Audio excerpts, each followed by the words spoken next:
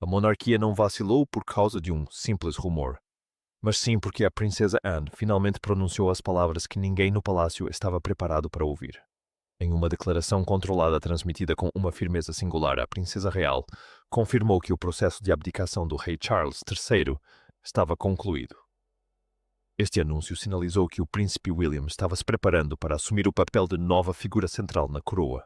A notícia chegou acompanhada de alegações de fontes próximas à família real de que o câncer do rei é incurável, levando à conclusão de que ele provavelmente viverá o resto da vida com a doença. Anna não tentou amenizar o impacto. Ela confirmou a informação por meio de uma declaração privada gravada destinada a altos funcionários da realeza. Esse método garantiu que cada palavra fosse preservada e cada pausa lembrada, tornando qualquer negação futura impossível. A abdicação representa o ato formal de um monarca renunciar ao trono antes da morte, encerrando efetivamente um reinado para que outro possa começar. Nessa ocasião, Ana deixou a realidade dolorosamente clara. Carlos não era mais apenas um rei em transição. A Guilherme não estava mais simplesmente à sombra de seu destino. Quando a confirmação final foi entregue, Carlos recebeu a notícia sem emitir um som. Ele permaneceu perto de uma escrivaninha onde semanas de reuniões sigilosas e consultas privadas haviam ocorrido. A intensificação das comunicações dentro do palácio levou a uma conclusão inevitável. O rei pousou a mão na borda da escrivaninha de madeira, não por desejo de formalidade, mas porque o peso da história se tornara subitamente insuportável. Passara a vida inteira a caminho do trono, apenas para descobrir que seu dever agora exigia um sacrifício que nenhuma coroa poderia tornar indolor. Ao ouvir as palavras da teia, William não sorriu. Abaixou a cabeça como se o peso da frase o tivesse atingido antes que seu coração pudesse se preparar completamente para recebê-la. Ele compreendia a necessidade daquele momento.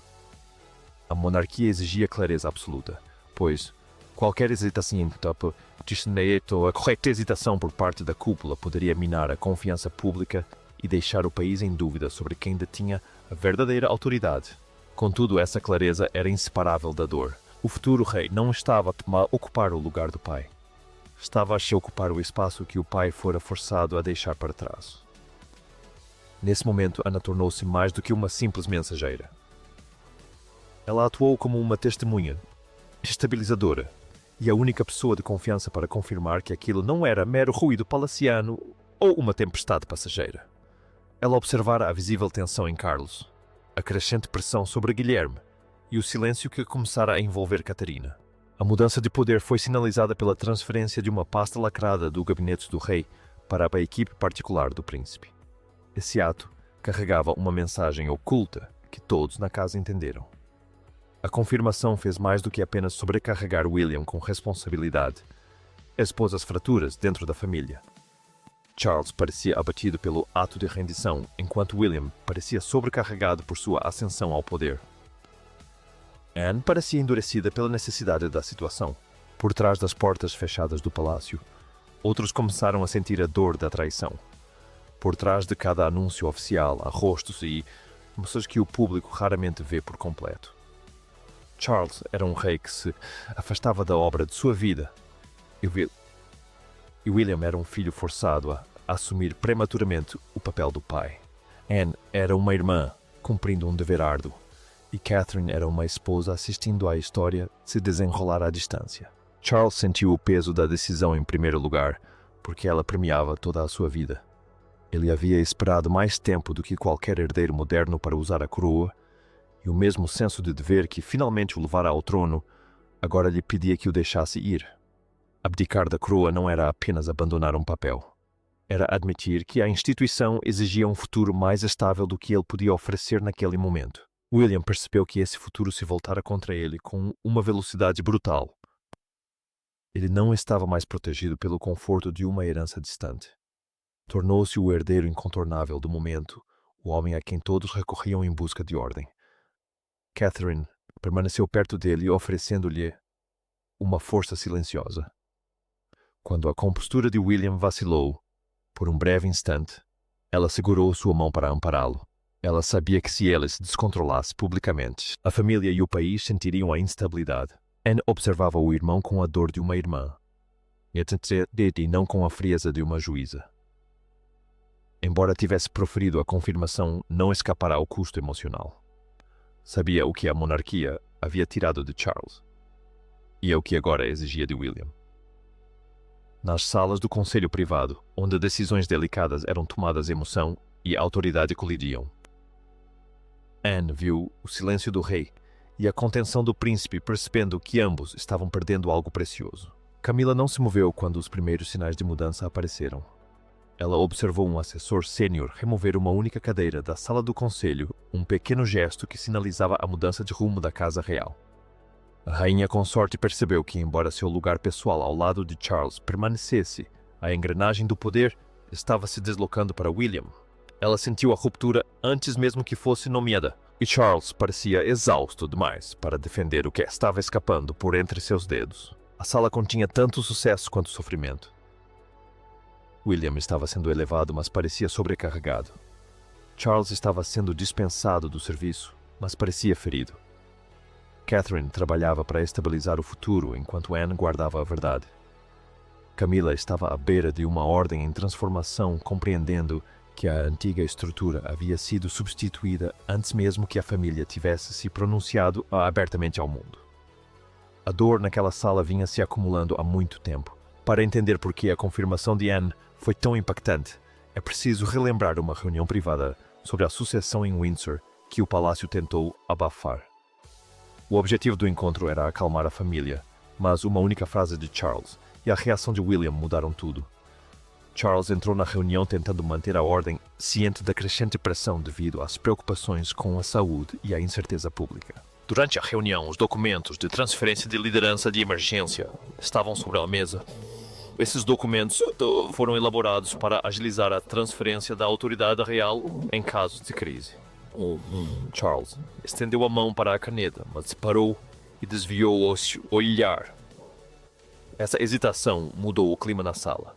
Ele não estava se recusando a cumprir seu dever, mas estava vacilando num momento em que a coroa precisava de certeza. William percebeu isso e, sem levantar a voz, perguntou ao pai se a demora era uma questão de dever ou de medo. Essas palavras foram devastadoras. O rosto do rei se contraiu com a dor de ser visto tão claramente pelo filho. William recuou e Anne percebeu que uma ferida se abrira, uma ferida que não cicatrizaria facilmente. Ela compreendeu que a coroa não podia mais operar em um estado de incerteza. Tal instabilidade acabaria por se espalhar entre os assessores, as agendas e a confiança pública. Catarina soube desse confronto naquela mesma noite. Sua resposta foi calma e ponderada. Ela não entrou em pânico com a possibilidade de Guilherme assumir o poder antes do esperado. Em vez disso, perguntou o que ele precisaria para suportar o fardo. Isso revelou a Ana que o próximo reinado não dependeria apenas de Guilherme, mas também da força silenciosa da mulher ao seu lado. Aquele briefing secreto tornou-se motivo de pavor para a família. Charles hesitou. William o confrontou, Anne registrou o aviso e Catherine aceitou o futuro. O silêncio em torno da assinatura logo se transformou em uma situação perigosa, na qual um filho finalmente teve que encarar o pai. O confronto não precisou de gritos para ser intenso. Charles e William eram rei e herdeiro, mas também pai e filho, aprisionados por anos de pressão. Ana esperou do lado de fora, enquanto Catarina permanecia por perto. Atrás da porta fechada, o futuro da monarquia estava sendo decidido em uma conversa que nenhum cortesão conseguiria amenizar.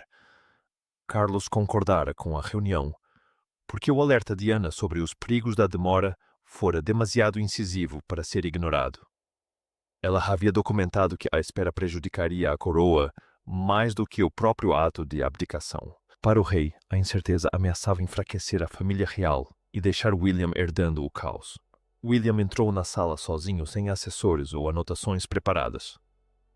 Ele sabia que a liderança não podia mais permanecer suspensa. Sabia também que aquilo não era uma vitória, mas sim uma forma de dor disfarçada de dever. Charles disse ao filho que ninguém jamais está verdadeiramente preparado para a solidão do trono. William disse a Charles que o país não podia esperar pelo momento perfeito de preparação, especialmente quando o palácio já se encaminhava para uma decisão que todos pressentiam, mas ninguém queria nomear. O rei assimilou essas palavras lentamente. Finalmente admitiu que Anne tinha razão. A instituição precisava de uma liderança clara e uma única direção. Os documentos de abdicação tinham que ser considerados como concluídos. Charles não falou com alívio, mas como um homem que se desapegava de uma vida que havia construído por décadas. William permaneceu ali ciente de que o fim de seu pai era o seu próprio começo. Charles então pediu uma promessa que salvar a coroa não destruiria a família. William não respondeu prontamente, pois aquela promessa era pesada. Ele sabia do impacto que teria sobre Camilla e Catherine, mas prometeu ao pai que a firmeza não se transformaria em crueldade. Após esse entendimento, o poder começou a se transferir por meio de gestos pequenos e discretos. Os comunicados sobre a transição começaram a chegar em nome de William, e a autoridade deixou de ser exercida pela revisão final do rei. O palácio precisava de uma única cadeia de comando. Anne apoiou essa mudança porque acreditava que a demora era mais perigosa do que a dor imediata da transição. Ela havia visto como a confusão poderia levar a vazamentos e dúvidas públicas. Ela insistiu em clareza porque uma instituição ferida ainda precisava se manter de pé. Camilla sentou-se com Charles depois que as ordens mudaram sua voz baixa, enquanto perguntava se ainda haveria espaço para sua voz no futuro. Ela entendia a diferença entre casamento e poder, e essa diferença agora lhe parecia fria. Charles olhou para ela com tristeza, sabendo que a abdicação havia mudado o ritmo de todos os cômodos ao redor deles. O peso da transferência atingiu William quando um alto funcionário da corte entregou a primeira agenda oficial sob sua autoridade. O documento não continha a linha usual para a aprovação do rei. Essa ausência confirmou que o príncipe não estava mais apenas se preparando para a responsabilidade. Ele já estava vivenciando. O nome de Catherine constava nas anotações privadas do planejamento, sinalizando seu papel como fonte de estabilidade para a próxima monarquia. Ela sabia que se o reinado de William começasse com muita pressão ou rupturas familiares, a disciplina por si só não bastaria. Ele precisava de parceria e calma. Embora Charles continuasse presente, o ambiente já não girava em torno dele. Camilla sentiu essa mudança como uma porta que se fechava e a aceitou como o preço da clareza. William carregou a mudança como um fardo que não podia recusar, e Catherine permaneceu ao seu lado enquanto o futuro chegava sem piedade. Na manhã seguinte, a confirmação da Anne, os corredores do palácio estavam silenciosos. Os funcionários se moviam com cautela e rapidez, enquanto a nova ordem começava a tomar forma. A equipe de William começou a receber as decisões da liderança, incluindo resumos de segurança e materiais informativos nacionais. Esses documentos são vitais para que um monarca compreenda o país, além dos muros do palácio. Para William, a liderança já não era um conceito simbólico. Agora, ele detinha as decisões que afetavam a estabilidade de toda a família real. Charles leu essa agenda revisada em silêncio, observando quantas decisões agora eram encaminhadas ao gabinete de seu filho. Ele ficou impressionado com a rapidez com que o mundo estava mudando. Por décadas, ele havia sido o centro dos acontecimentos da realeza, mas agora o palácio estava se afastando dele. Embora ainda fosse amado e protegido, sua influência operacional estava diminuindo. Catherine encontrou William sozinho antes de sua primeira reunião importante. Ele não parecia orgulhoso. Parecia atordoado com a rapidez com que tudo estava acontecendo. Catherine compreendeu que se William parecesse abalado, a família real sentiria isso. Anne agiu rapidamente para garantir que não houvesse mensagens contraditórias, instruindo os assessores a tratar William como o líder ativo da monarquia. Ela sabia que a falta de clareza na autoridade poderia levar ao pânico e à divisão. Reconheceu que Charles sofreria com essa falta de clareza, mas a coroa sofreria ainda mais sem ela. Camilla recusou um encontro antecipado, preferindo o silêncio a um confronto que talvez não vencesse. Ela percebeu que o palácio estava se reorganizando e que o centro de tomada de decisões havia mudado de lugar. Antes que William tivesse que encarar a nação ou a mídia, Catherine o encontrou em uma sala reservada. Naquele momento ele não era um futuro rei, mas um marido que sentia o mundo mudar. Ele havia se afastado das coletivas de imprensa formais, porque o peso da situação se tornara insuportável. Cada palavra que ele deveria dizer agora carregava a força de um novo reinado. Ele não podia demonstrar incerteza. Catherine sabia que o próximo reinado exigiria tempo, privacidade e paz da família. William expressou seu profundo pesar por o trono estar chegando até ele através da dor e exaustão de seu pai. Ele nunca quisera que a rendição do pai fosse seu próprio ponto de partida. O trono sempre fora um conceito distante, mas agora chegara através da dor e da pressão. Catherine disse-lhe que o dever raramente vem sem esforço e que liderar significava dar continuidade ao que precisa sobreviver em vez de simplesmente substituir Charles. William admitiu seus temores de que a família se fragmentasse e que Camila se sentisse isolada ou apagada. Ele sabia que a monarquia podia parecer estável para o público enquanto se desintegrava internamente. Catherine lembrou-lhe que firmeza não precisa ser cruel. A próxima monarquia poderia ser disciplinada sem ser fria. Ela moldou o reinado que ela estava prestes a liderar, focando na verdade em vez de grandes discursos. Essa conversa tornou William mais firme. Catarina não havia lhe tirado longe o fardo, mas lembrou de que seu primeiro ato de liderança poderia ser definido pela misericórdia e pelo controle. Quando a notícia finalmente chegou ao público, foi como se a história estivesse sendo rompida. Em todo o país, o anúncio foi recebido com uma mistura de incredulidade, orgulho e medo. O palácio divulgou uma confirmação controlada após a declaração de Anne para garantir que o público ouvisse uma versão clara dos acontecimentos. A confiança é essencial para a monarquia e a mensagem foi clara. A abdicação estava completa e William agora estava no comando. As emissoras trataram o momento com a seriedade de uma crise nacional, descrevendo-o como a transição mais dramática em uma geração. O público assistiu a um homem renunciar a um papel pelo qual esperara a vida inteira, enquanto seu filho assumia um papel definido por expectativas. Do lado de fora do Palácio de Buckingham, multidões se reuniam em um silêncio pesado. As pessoas olhavam para o edifício em busca de uma explicação para a mudança monumental. O país buscava certezas, mas encontrou em vez disso uma profunda emoção. As pessoas notavam que Charles havia esperado a vida inteira apenas para ser solicitado pela coroa a renunciar ao trono. As manchetes enfatizavam que William estava assumindo o trono, uma expressão que soava mais como um fardo do que como um triunfo. Anne era vista como a voz que tornava a transição inegável. William sabia que as pessoas não estavam julgando apenas sua prontidão para liderar, mas também seu caráter. Charles entendia que cada manchete sobre o novo rei era um lembrete de que seu próprio capítulo havia chegado ao fim. No fim, até a abdicação foi tanto uma rendição humana quanto um evento constitucional.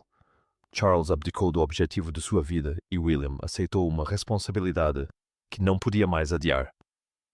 Anne trouxe a clareza necessária quando o silêncio se tornou perigoso. Catherine representou a calma em meio à tempestade. A monarquia sobreviveu porque cada membro da família pagou um preço pessoal. William visitou Thelma, o pai, após o anúncio público, permanecendo em silêncio, até que a tensão se dissipasse. A abdicação mudou a configuração da autoridade e o futuro emocional de todos os envolvidos.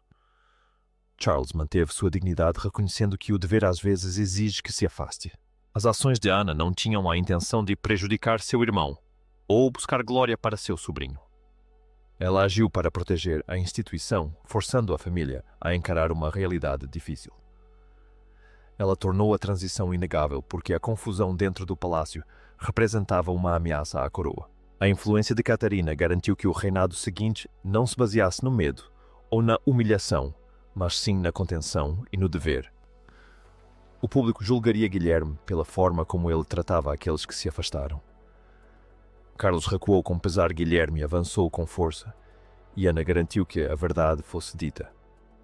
A família sobreviveu à transferência de poder, mas continuaria a carregar as cicatrizes do processo. A monarquia encontrou um novo rumo em meio à dor, encerrando uma longa jornada e iniciando um novo e decisivo teste. O reinado havia mudado, e a família entrava no próximo capítulo com disciplina e determinação.